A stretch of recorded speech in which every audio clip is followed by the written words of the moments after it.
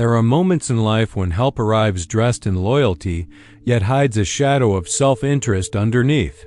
And there are other times when the people you trust most become the ones God uses to reveal what's really inside your heart. We've all met someone who offered a hand, but later left us wondering what their motives truly were. And that tension, the line between service and self-gain, leads us into the story of a man who stood beside a fallen prince, yet carried intentions that weren't as pure as his words. His name was Ziba.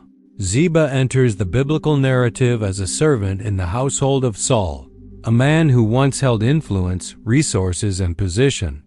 When King David sought out any surviving member of Saul's family to show kindness for Jonathan's sake, Ziba was the one who told David about Jonathan's son, Mephibosheth.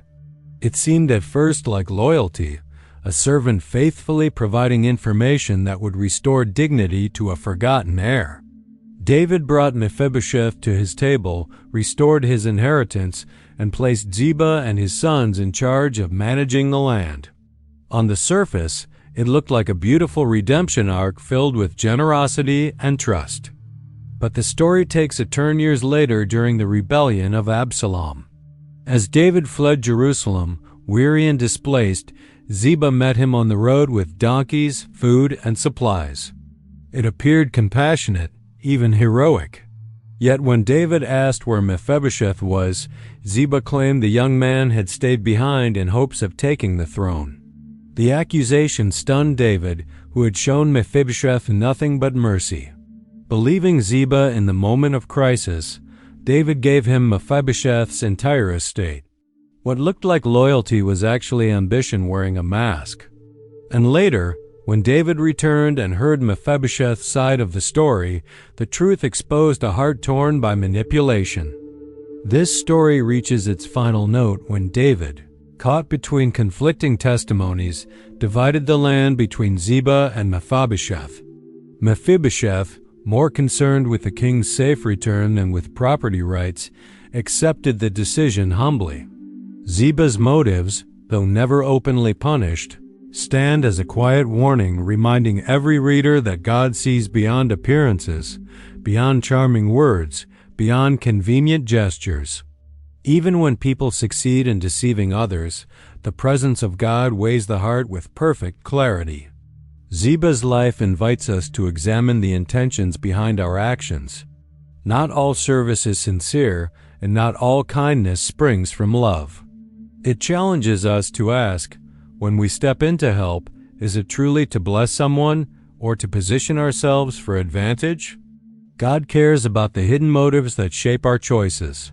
He is not impressed by outward gestures when the inward posture is crooked. He desires integrity that stands even when no one else is watching. This story also teaches that moments of crisis reveal what we believe about others. David, in fear and exhaustion, made a judgment without seeking God's presence. The decision was quick, emotional, and influenced by urgent circumstances. We too can misjudge people when pressure clouds our clarity. Before reacting, before assuming, before believing the loudest voice in the room, we must pause and let the Holy Spirit steady our perception.